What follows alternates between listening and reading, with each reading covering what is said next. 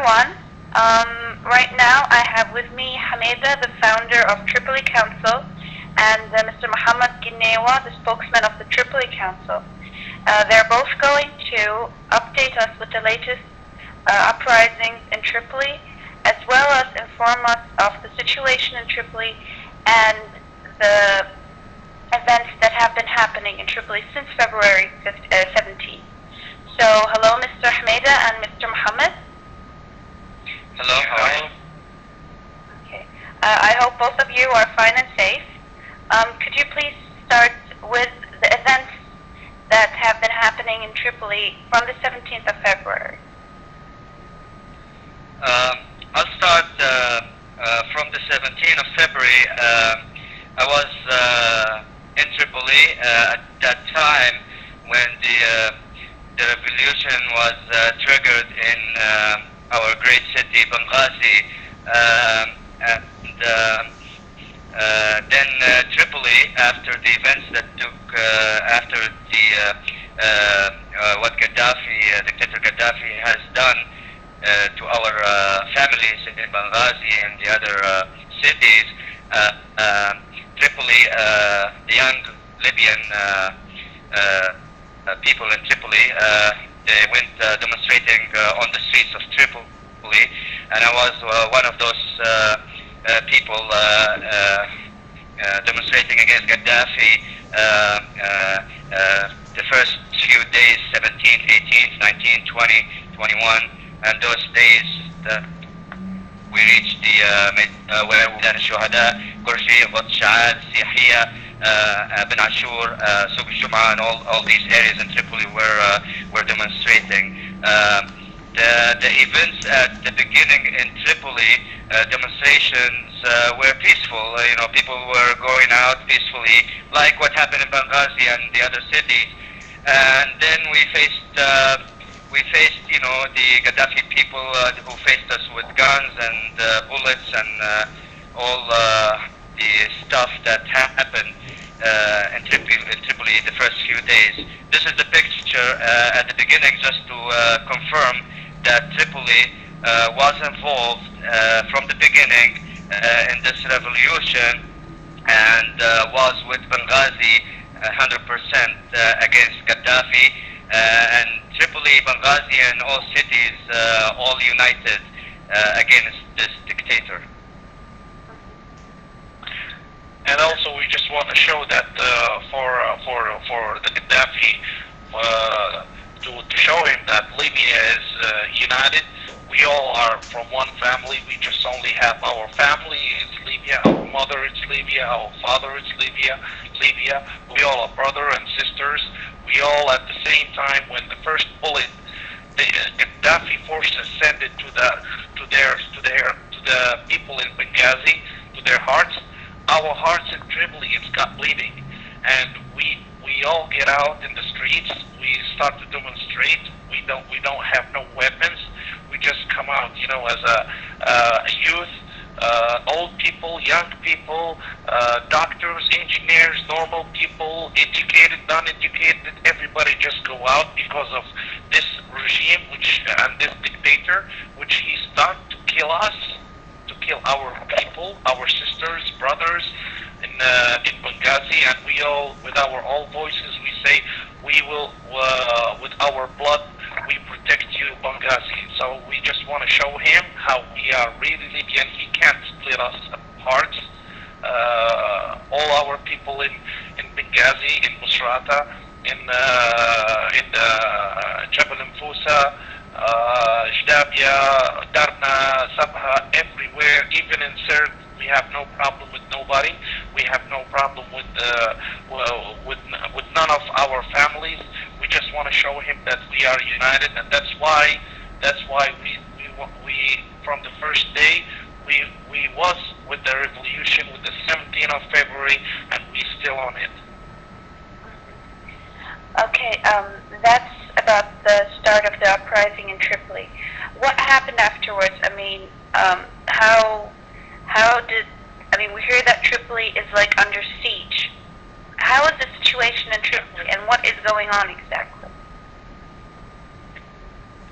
Well, right now in Tripoli, the current situation is you say that Tripoli is under siege, and dictator Gaddafi and his group of criminals controlling the city from everywhere, terrifying our families in Tripoli, kidnapping of young people on the streets.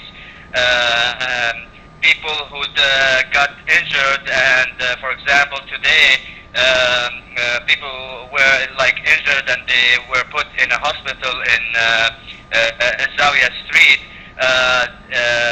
They had to take him, the revolutionists, they had to take him out of the hospital because dictator Gaddafi people, they kidnap the injured people from hospitals and they kill them, and then they show them on TVs as victims of NATO bombings, which is not true. So the problem now in Tripoli, you cannot even go to a hospital for treatment, for injured people, and that's becoming worse every day because the revolutionists, they continue to do their things in Tripoli and changing tactics right now. Like today, they killed two of the dictator Gaddafi's people in Mezran Street. A few days ago, six of Gaddafi people were killed in Tajura by the brave young Libyans in Tajura. Also, this current situation in Tripoli regards to humanitarian, it's becoming bad as far as food and very low on food and resources like gas and medicine, crucial basic drugs. So it's not really, not to mention, of course, the psychological side of this because as you know, we have like old people, we have children, pregnant women, and it's really bad.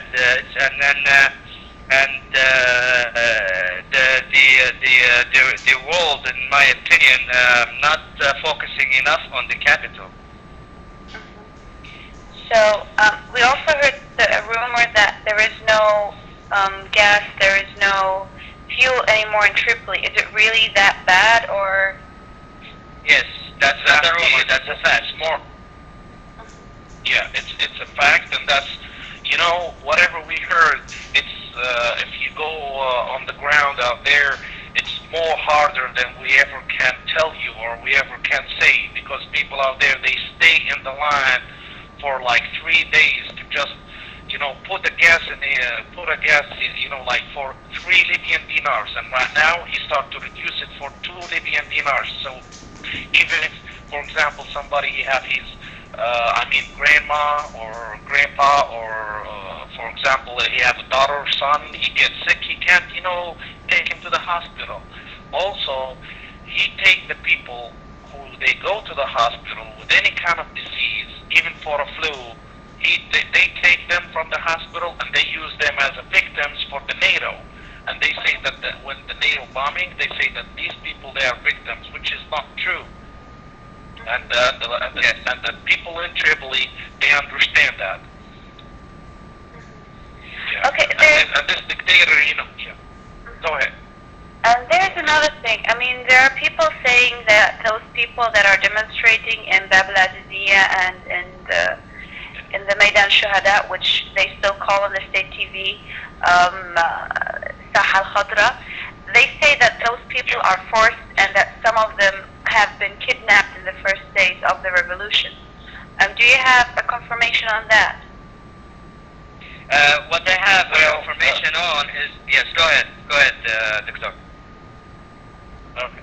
Yeah, the thing is, the people who they say that they are forcing to go out and to demonstrate, and they say that they are with the regime, with this dictator.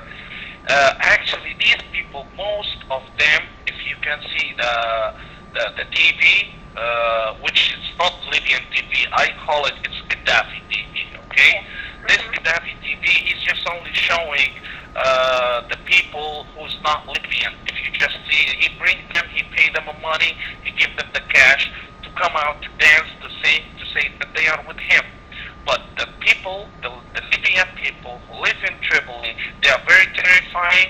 They don't have money. First of all, today, exactly today in the noon, we received the phone. We saw, or we can see, we received a phone call from people in a place called Souk Juma, and they standing in the line in front of the bank. They want to take their salary, and the people who works inside the bankers, they come out. They told them, we don't have money to give you. So, I mean, they can't buy food because the food is thought to be not enough in there. They can't have money. They can't put gas in their cars. So the life, I mean, it's thought to be a real big disaster right now there. And there is no Libyan person with this dictator. This is 100% no Libyan person with this dictator. We, as a Libyan people, we all against him, and we ask just only for one thing, very peacefully. We ask it for freedom, and we don't want him to be in our land no more. Yes, I would like to add on that and confirm or reconfirm the fact that Tripoli people are against Gaddafi and they don't want him. People from Tripoli, they are not the people who are chanting and appearing on the Gaddafi TV as they are pro-Gaddafi. These people are not from Tripoli. These people are people that maybe within his tribe, or the people that he got from the prisons and paid them some money to do these things. But there is no one from Tripoli with Gaddafi. And also about, you mentioned already the fuel and the gas, but what about the, what about the food? What about water supply? Not water supplies, but what about the, like, supermarkets and the vegetables and fruits and all of that? I mean, is there enough for, is there, well, it's, there is a decrease in the amounts of the supply for Tripoli. It's not like 100% they're out of everything, but the supplies are decreasing in Tripoli, and therefore the prices are going up. And as the problem continues, the resources will keep going down, and the prices will keep going up, and we are up for a humanitarian crisis in Tripoli. Okay. There was also a rumor once that we've heard that doctors are disappearing from the hospitals and they're being kidnapped or killed. Is that true? It's true, 100%. And there's also a doctor. She's a female, and she get kidnapped from the hospital because she was a witness for a lot of people who was demonstrating with no weapons. They just go out and just only asked for their freedom, and they was shot by guns, by real bullets, by anti-aircrafts. I mean, even the weapons which he's using against the people, normal people, they have no weapons. He's using a very heavy weapons against them. So when he finds any doctor, anybody can witness any of those things, he straight ahead right away kidnap him and put them in jail, or he disappeared. We even sometimes don't know where did he take them. We know exactly there's a huge amount of our youth, our Libyan young guys, and our Libyan people who is kidnapped, and they just put them in jail. And the number, what I can tell you, it is not less than 27,000 persons inside the jails right now. It is not less. I mean, this number, it can be more, but it never can be less than that. In different places. I mean, you're talking about, a big disaster inside Tripoli.